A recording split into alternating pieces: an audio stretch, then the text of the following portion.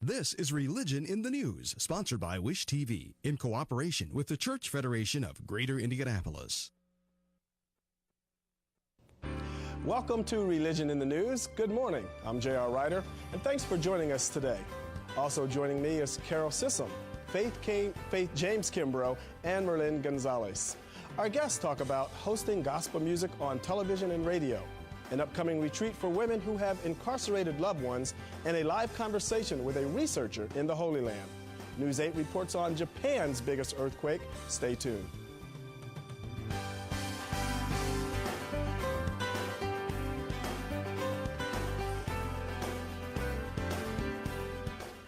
Now to the earthquake in Japan. An 8.9 quake, the biggest in that country's recorded history. It spawned a massive, deadly tsunami that rushed and pushed water miles inland, sweeping away boats, cars, homes, and people. Right now, the death toll is somewhere in the hundreds, and the number of injured is nearly 1,000. Japan has declared a state of emergency at 2 nuclear power plants, and the country may have to release what it calls slightly radioactive vapor to protect a reactor. These are pictures from a Japanese newsroom as the quake hit. You hear shrieks in the distance, but maybe most notable here is that it just seems to go on and on. The entire floor was shaking, almost like a carnival ride or something like that, only you never knew when it was going to stop. And it only lasted for about a minute or so. Then those who dared go outside found massive cracks in the ground around them. But that wasn't the worst of it. In some shots, it appears that a huge whirlpool formed offshore. The tsunami swept over huge swaths of land. Here, the surge is spreading over an airport. In a matter of seconds, anything not tied down starts floating away with other debris. Here, the wave overwhelmed a neighborhood. The water is roof high. More than 20,000 households have been ordered to evacuate in the prefecture. Nothing can stop the water, and nothing can stand in its way. That's why the wave hung on to everything it touched and then dumped the debris wherever the surge stopped.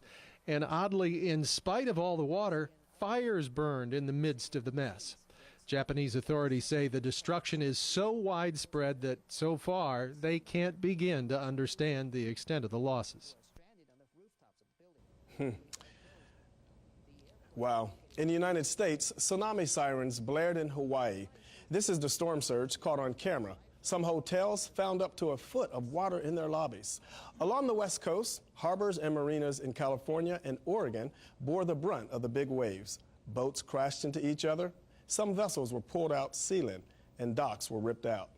Authorities estimate the damage will be in the millions of dollars. One man is missing after being swept away by the water while he was taking pictures of the waves. Some believe that this is the sign of the times.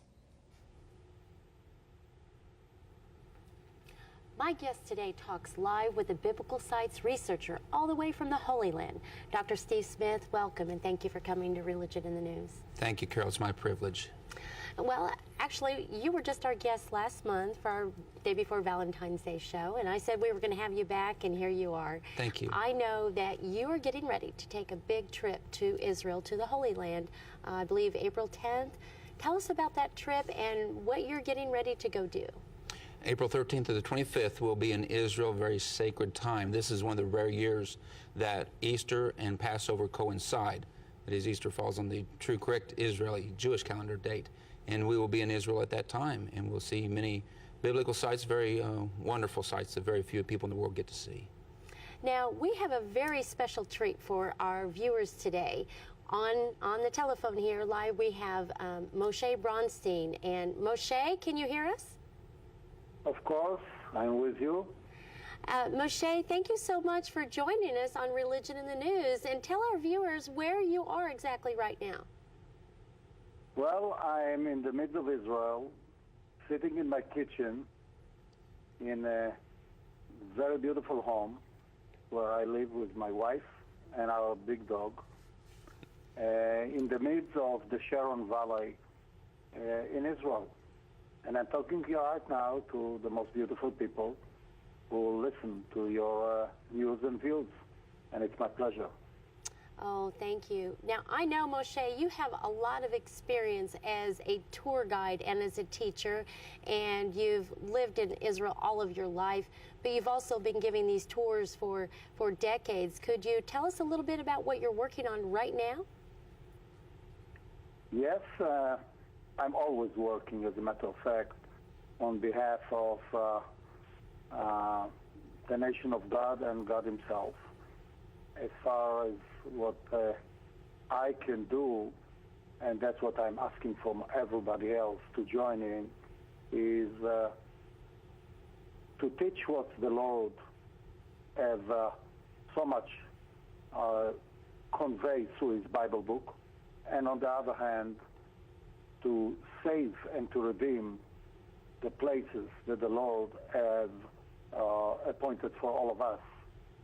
Since he told us, I brought you out of Egypt into a land which is not like Egypt, where you got the water with thy feet.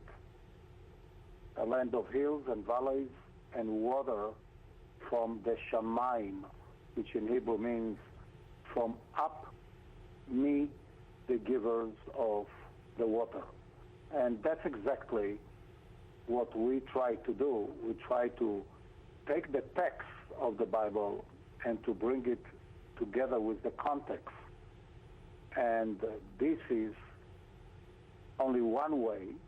The other way is to bring the people to stand with thy feet, as the Lord God has promised to the people.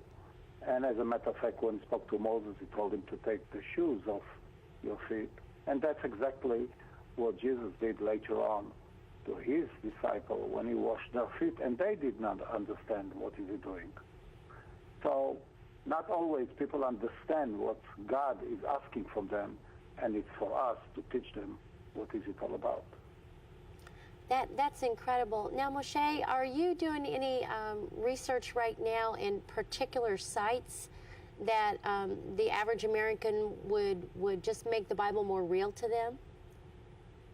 I would say so, yeah.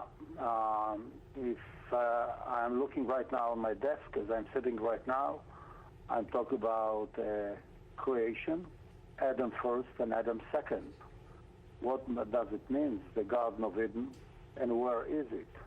What does it mean, Sadeh, field? And how come we use these words in regarding to Bethlehem, Ephrata, in Judah, where Christ was born? Where is the inn that the Holy Family tried to come to? Not just to follow whatever the victors have succeeded to build for themselves. We are following, as a matter of fact, in a very much of a blind way, the victors, and we are the victims that never understand that we are still teaching whoever destroyed us gave us in return as the legacy that we need to teach, and that needs to be changed. Absolutely. Now, Moshe, Dr. Steve is sitting here with us. I believe Dr. Steve can hear you as well. Yes. Dr. Steve is going to be taking tour groups from the United States to Israel, to you, as early as in a few weeks. And if I made it out there in a year or so, what is the first thing that I'm going to see when you take me on a tour of Israel? What are the sites that you're going to show me? Well, I would say as soon as they land, they will ascend to the house of the Lord in Jerusalem on Mount Moriah. As a matter of fact, the land of Moriah that stretch from Bethlehem, the fields of Bethlehem, all the way to the land of the tribe of Benjamin, to Samuel, including about 15 acres to 45 acres, where 56% of all the Bible writing are written about. I mean, this will be our very first focus, as a matter of fact, of the trip. But there will be many other places. We will be visiting where David slew Goliath. We found the true place where it had happened. You found we found even the place where his brother and King Saul were encamping. Still with all the headstones and the slingshot stones right on the ground over there. And so is everybody else and everything else that would be visiting. That's incredible. Now, how do you know this is the exact spot where David and Goliath were? Well, first of all, we are launching right now in the country one of the most amazing biblical archaeological excavations that never in the last 2,000 of years they were taking place. The leading people in this field are the most renowned professors, and the results of all these activities that are in one hand carried for 20 years haven't been exposed yet to the people. Thank you so much, Moshe. Either it was a political thing or other. We're going to have to go. Thank you so much for your time, Moshe, and your graciousness. It's an honor to have you with us today. Thank you, Moshe. And Dr. Steve, thank you so much. And we look forward to meeting you and having that personal tour. Dr. Steve, I know we just don't have enough time to embrace all of this, but you are taking tours right now. How would people get a hold of you to be able to take one of your tours and refresh us where also you are a Sunday school teacher where? Thompson Road Baptist Church. And they can contact me at the number on the screen. My email, one of our websites is also on the screen as well.